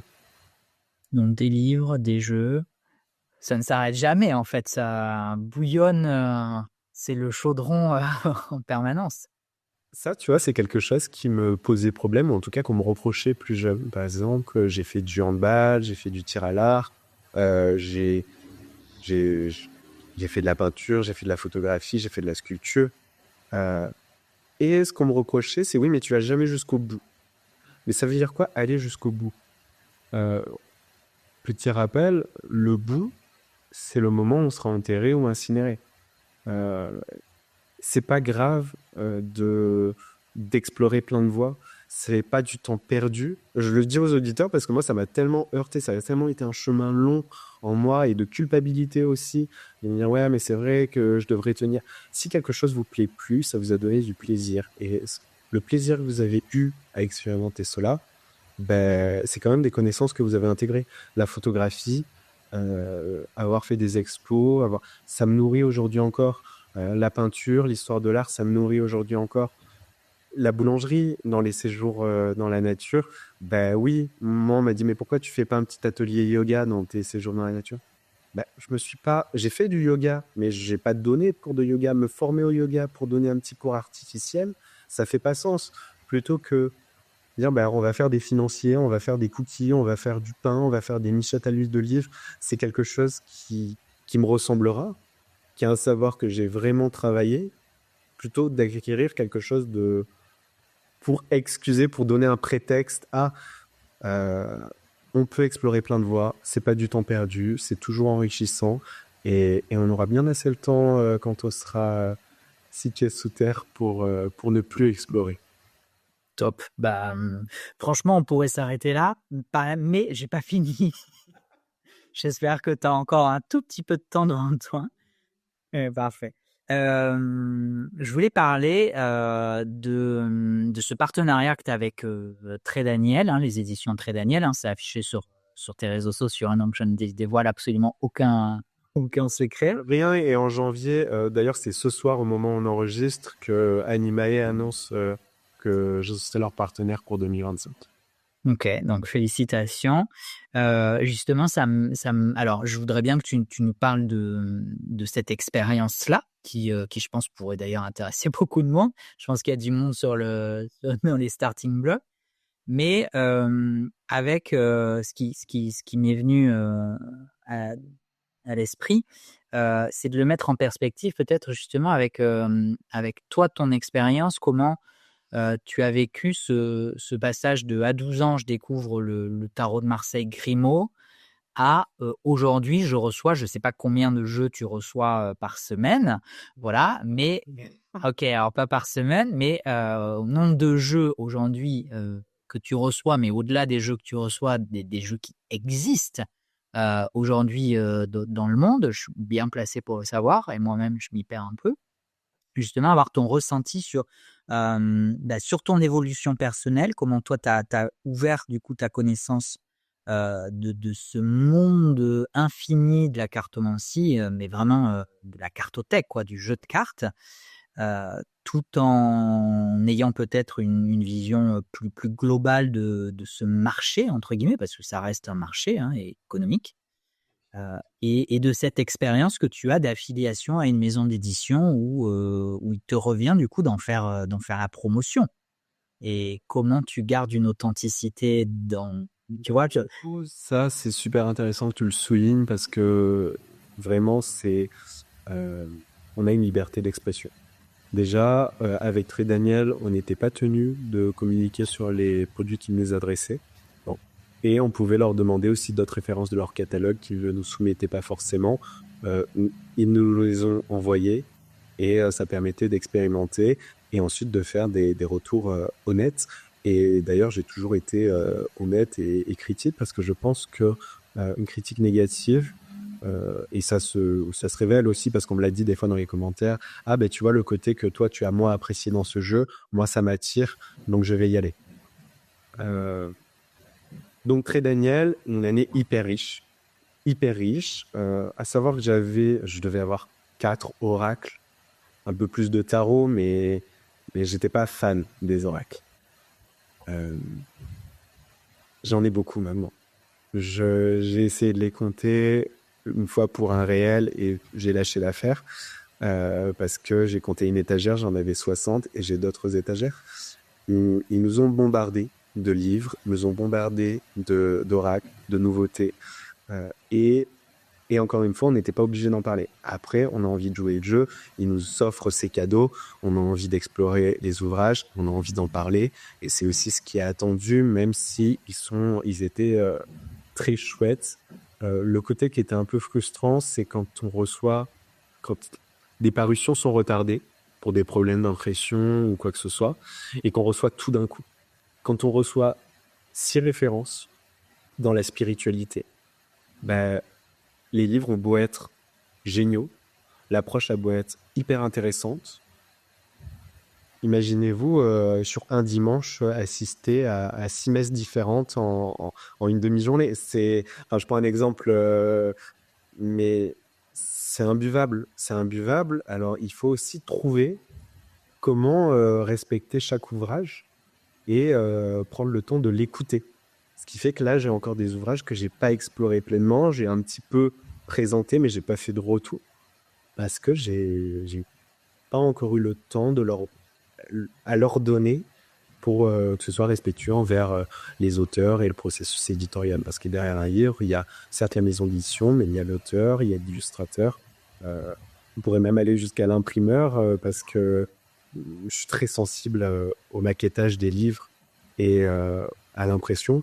Moi, j'adore sentir les livres et de sentir tel type de colle, tel type d'encre qui a été utilisé. Donc, une expérience hyper riche. Il faut faire attention d'anticiper pour pas être débordé, parce que quand on en reçoit 6 d'un coup, il faut se prévoir du temps. Mais comme je l'ai dit, en tout cas, les Très Daniel, on était dans quelque chose d'assez libre. On n'était pas contraint de parler sous tant de temps d'un ouvrage. Avec Animae, il semblerait que ce soit un peu différent, mais là, j'ai pas encore commencé. Eux, ils vont nous impliquer dans le processus de développement des ouvrages. Donc, on va recevoir ce qu'on nous a communiqué aujourd'hui, on va recevoir des PDF ou des e-books pour pouvoir faire des retours. Et c'est super intéressant parce qu'on a une posture de bêta lecteur. Donc, le bêta lecteur ou de sensitive reader, c'est celui qui va donner son avis pour que potentiellement derrière l'auteur ou le maquetteur, je ne sais pas quel type d'avis on donnera et comment, sous quelle forme, puisse adapter le livre de sorte que ça parle au plus grand nombre. Donc c'est super chouette, c'est des approches totalement différentes dans le partenariat, même si à la clé on a toujours des ouvrages qu'on n'a pas à payer, mais c'est du boulot. Il faut en avoir conscience. Très Daniel, ils nous ont envoyé des sélections, on choisissait. Animae, j'ai l'impression que ça va être la même chose aussi. Donc on prend des ouvrages qui résonnent avec nous. Ils font chaque année, en fin d'année, un appel à candidature, que ce soit Très Daniel, Animae. Il y a de plus en plus de maisons d'édition qui font ça. Pourquoi ? Parce qu'ils se sont bien rendus compte que c'est important aujourd'hui l'influence sur les réseaux sociaux, d'avoir des personnes authentiques. Ça, j'ai l'impression de me saucer en disant ça, mais c'est des personnes qui vont parler vraiment de leurs ouvrages. Ils auraient tout à perdre à dire, faites-moi un retour hyper clean de mes ouvrages. Et aussi, ils donnent leur chance à différents comptes. Moi, je suis pas l'un des plus gros comptes dans le game du développement personnel. Je suis pas non plus l'un des plus petits. Et il y a des comptes de toute taille. Et ça, c'est beau aussi de voir que ils s'intéressent. Enfin, c'est flatteur pour moi, mais c'est beau d'un point de vue plus global qu'ils s'intéressent à la personne qui est derrière le compte et à son approche pour la sélectionner et pas simplement à son nombre d'abonnés. En tout cas, pour cet aspect promotion sur les réseaux sociaux, ça m'a fait plaisir de voir ça. Et de découvrir autant de... Si on reste axé sur... au-delà des ouvrages des jeux de cartes, ce podcast s'appelait Voyage en cartothèque l'année dernière. Qu'est-ce que ça t'apporte de découvrir autant d'ouvrages, alors non, justement, tu vois, ma langue fourche, de jeux de cartes différents? Est-ce que ça enrichit du coup ta vision? Est-ce que tu trouves que c'est trop? Est-ce que tu trouves qu'il y a une qualité qui se perd dans la masse aujourd'hui de jeux de cartes qui sont édités, publiés, imprimés chaque jour presque? Alors, c'est vrai que moi, quand je parle d'ouvrage, j'englobe aussi et cartes. Trop, moi, je trouve que c'est un mot qui est un peu casse-figure parce que plus il y a de diversité, plus c'est riche. Après, effectivement, est-ce que cette diversité, elle est faite au détriment de la qualité? Pour le moment, moi, les jeux que j'ai reçus, ils étaient tous qualitatifs. On voit aussi qu'il y a eu une sacrée enflammée des prix dans les cartes. Alors, pour le coup, à 12 ans, quand j'ai acheté mon premier jeu, il était très cher, il était à 50 €. Hein. J'avais économisé, j'avais de l'argent de me l'été, voilà, mais de mes anniversaires. Et il y avait eu quelque temps des jeux autour de 20 €, mais ça dépassait pas. Maintenant, on remonte à 30, voire plus, hein, pour des jeux en mass market. Donc, qui se rapprochent des jeux indés que toi tu proposes en termes de prix. Et c'est étonnant parce que le jeu indé, il est tiré en plus petit exemplaire et du coup, on a aussi un côté précieux à avoir cet objet que pas tout le monde va avoir. Et là, il y a des techniques qui sont mises en place, comme par exemple les Answer Books ou les Oracle Pockets, qui permettent de tirer les prix vers le bas. Le Answer Book, c'est ce livre Oracle qu'on ouvre et on a un message. On vous a enlevé le jeu de cartes, on a gardé le fascicule qui est avec le jeu de cartes et on vous a enlevé les cartes. Et du coup, bien sûr que ça tombe le prix à 7 à 15 €, là où un jeu de cartes va être à 27. Les Oracle Pocket sont des petits jeux. C'est chouette. C'est chouette parce que il y a des petits jeux qui sont très bien, comme le Petit Lenormand. C'est un format, c'est important qu'il soit petit. En tout cas, moi, je trouve ça important qu'il soit petit pour faire un tirage en grand tableau. Là où pour moi, c'est problématique, et je sais que pas tout le monde est d'accord, mais moi, j'ai envie, dans un jeu, de trouver la patte d'un illustrateur. J'apprécie en tout cas ça. Et j'ai découvert des jeux cette année, mais pas forcément chez Trédaniel, entièrement conçus par des intelligences artificielles, où on me l'a pas dit, où c'était nommé nulle part, et où quand j'ai posé la question en envoyant un message aux éditeurs, on m'a dit qu'on savait pas. Et c'est pour dire que c'était grossier, je suis pas un génie de l'IA, mais il y avait des mains avec des doigts en trop, des doigts en moins, des bras mal placés. Pourtant avec une qualité d'illustration pointue. Donc un illustrateur qui a ce niveau d'illustration n'est pas censé faire ce type d'erreur graphique. Ça m'a posé souci parce que en même temps c'était des jeux qui prônaient regardez, c'est un jeu que j'ai canalisé, qui a été totalement insufflé par je ne sais quoi. Je caricature, c'est pas bien. Mais et c'est totalement un robot qui a fait l'IA. Alors bien sûr, l'auteur a écrit le script pour générer l'IA, pour générer l'illustration. Mais du coup, c'est un jeu que j'utilise pas. À côté de ça, il y a des jeux où j'adore l'illustrateur derrière, ça me touche. Il y a des jeux où c'est des oracles doudou et je sais que ça ne me parle absolument pas, l'oracle doudou. Alors l'oracle doudou, c'est ces jeux qui vont toujours vous apporter une réponse réconfortante. Dans certaines circonstances, ça peut faire du bien. Enfin, on est en pleine dépression, on n'a pas forcément envie d'être challengé et un oracle doudou, ça va nous faire du bien. Mais pour mon usage de la cartomancie, j'en fais rien. J'en fais rien et je vais presque dire que ça sert à rien. Mais c'est un peu abusif de dire ça. Il y a des cartes d'inspiration qui sont pour moi pas des oracles, mais qui sont super chouettes. Mais je me rends aussi compte qu'il y a de plus en plus de personnes qui se dirigent vers la cartomancie, non pas pour travailler, non pas pour apprendre sur elles ou sur le monde, mais pour avoir un gain de temps. Plutôt que de lire 400 pages des développements personnels, on va s'acheter un jeu, on va pas lire le fascicule, on va tout canaliser de façon intuitive et on va tirer des cartes pour qu'ils nous donnent des réponses enfermantes et finalement ouais, le travail personnel on l'oublie. Alors que dans la cartomancie, à mon sens, ben, ça demande énormément de réflexion, de temps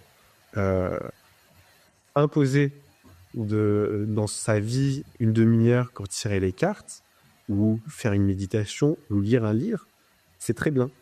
Après, de se dire je vais acheter un tarot pour retourner 3 cartes et avoir ma réponse rapidement, je suis pas sûr que ce soit juste. Et on ira. Je pense pas qu'on puisse aller très loin dans cette position. Oui, c'est une question, ça m'est déjà arrivé d'en parler, mais de responsabilisation ou déresponsabilisation. Est-ce que là, en l'occurrence, on remet un petit peu son pouvoir entre les mains de quoi d'ailleurs? Je ne sais pas. Mais ce serait un raccourci de croire en plus qu'on peut comprendre un jeu et qu'on peut en faire quelque chose sans avoir cheminé avec, sans s'être intéressé à cet objet. Oui, un tarot, il n'y a pas forcément 400 pages à lire. On a déjà plus. Mais c'est un oracle, même s'il y a un mot-clé sur la carte, si on prend pas ce temps pour l'écouter, ce mot-clé, ben, on n'en fait rien et on s'économise pas les 400 pages de pas lues. Donc plein de jeux reçus. Une cartothèque aujourd'hui qui est titanesque. Des jeux que j'utilise beaucoup, des jeux que j'utilise pas beaucoup, mais des jeux aussi qui me permettent de discuter, notamment lors des ateliers ou lors des séjours. J'en prends que j'aime pas parce que c'est pas parce que je les aime pas qu'ils sont pas bien. Et je trouve ça chouette qu'on discute. Ok, toi tu aimes bien cet oracle, moi je trouve que c'est un oracle des doux par rapport à des questions un peu plus qui invitent à la réflexion. Est-ce que tu penses qu'il t'aiderait à sortir de tes zones de confort? Oui, non, mais est-ce que c'est ton besoin? Et c'est chouette d'être toujours dans la conversation, donc pas trop de jeux, mais parfois des jeux qui perdent en sens dans leur approche.